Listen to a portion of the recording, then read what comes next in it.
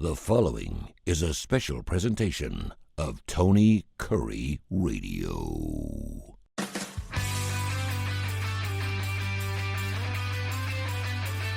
Hope you enjoyed Mission Minded. We do that show every single week, and we run this one right after it, so you get 45 minutes of feel-good stuff. We talk about business. We talk about feeding the hungry. I always feel better about doing this show. Heart of Alabama Food Bank, my good friend and my brother from a mother of another. He's a great man. Michael Coleman joins us right now. He's the CEO of Heart of Alabama Food Bank, and I know you just got back in town from Cleveland, Ohio, so you've been out there trying to muster up and find the best ways to do things right here in the great state of Alabama. What's the latest on Bite by Bite? Yeah, so a friend of mine who's also on our board, strong African-American leader in the city of Montgomery, I highly respect, went with me. We flew to Cleveland. He has started a community hub, kind of a one-stop shop, fits right in perfectly with with where my heart is, but also with the vision of Feeding America, that really we want to lessen the line, is what we call it. And the idea is we don't want to be an organization that just feeds people. That's absolutely essential. That's emergency care, but we always want to get to the developmental piece. And it's never good when you try to take on all that work yourself, because we're not subject matter experts. But kind of the model that we found most effective is there's people who come and they say, oh, well, I've got some challenges. Maybe I have a legal issue. Maybe I have some mental health issues. Suspended license. I've got transportation issues. Just different things. Maybe I have some health issues, but I don't have any health insurance. Just those kind of things. Yeah. So one of the things that I've tried to communicate for a long time is to lift people out of poverty sometimes is not just the food. You can keep people fed, but if they don't have the other resources they need. So if we want to lessen the line, the vision of Feeding American Food Banks is oftentimes to involve themselves in these wraparound services. What that typically looks like, and that's what Ken and I flew to Cleveland Food Bank to see, was you partner with people in the community. You may provide the space, you may cover electrical costs, whatever, utility costs. But the idea is when somebody comes to you for food, or somebody's coming to you for one of those issues, in the past, we're like, oh yeah, you need to go see Samaritan counseling. So you got to go get on a bus, go across town, and so that's a challenge for some people. Then you're like, okay, well, we got to get you over here to see this. We have a medical mission, medical outreach mission. They do great work. Then you have to go to their facility. So on and on and on, and you're sending them all over. And then in between there, they're getting information, but don't necessarily how to process it and move forward. And then in the workforce development training they need, all these different services that they need. So the idea is, look, let's provide the facility and let everybody come and take up a space there. And you may not occupy that space 24/7. It may be a space that you're like, okay, I can come on Monday mornings and Wednesday mornings.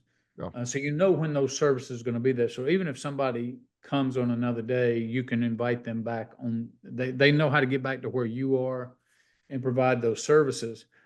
We are not interested in doing those services or controlling those services. It's an invitation to come in and collaborate, where for the good of the person, it's not necessarily for the good of the agency, it's the good of the person.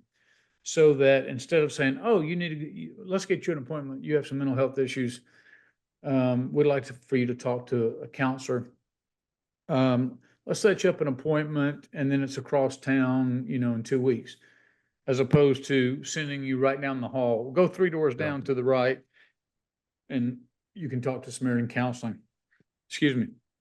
And so that's the kind of support that so many people need. And I get it. A lot of people who have never needed those kind of supports, it's hard for them to understand. They're like, that doesn't make any sense to me. I try to go back and understand and try to help people explain. When you come from a middle-class household that has basic resources, we use this a lot. You never have to come home and say, "Are we going to get to eat tonight?" You say, Yeah. "What's for dinner?" It's just a presumption that there's going to be enough food and I'm going to get to eat 3 meals a day. And usually if there's not any food at home, your parents will give you some money, you can go out. I mean, that's the average middle class kids driving a car, phone, all that kind of stuff. And so you may do something stupid. You may get a speeding ticket. You may get a DUI. You may have some conflict with the law. You go through rebellion where your parents are like, do you need to talk with somebody? So your parents or somebody in your family is providing that societal safety net for you. It doesn't mean that you are any different necessarily from the other person. It just means you have the resources for people to cover down on you as you go through adolescence, as you go into adulthood, as you begin to mature, and then where you can eventually move out on your own and take care of yourself. And oftentimes people in poverty not only don't have that, and then they kind of fall through the cracks, and then they have barriers that are created over the years. Mm. And now you could peel back and say, yes, have they made some bad choices? Absolutely. But they're trying to cope with childhood trauma and they don't know how. So oftentimes that turns into an addiction, just trying to cope with the trauma.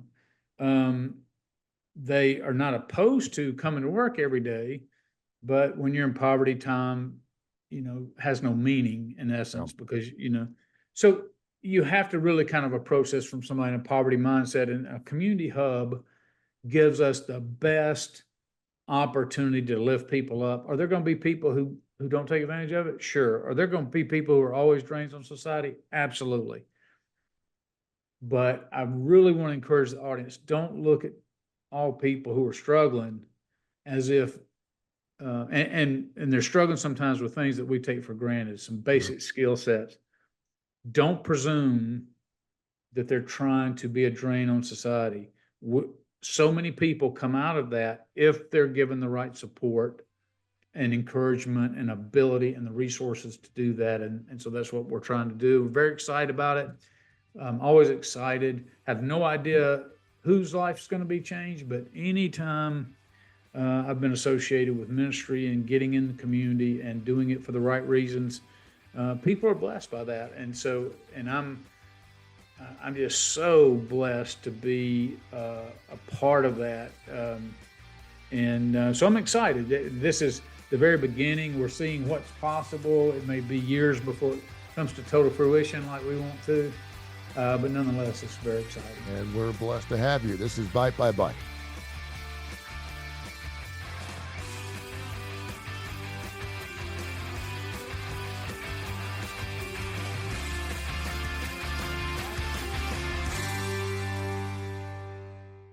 This has been a special presentation of Tony Kurre Radio.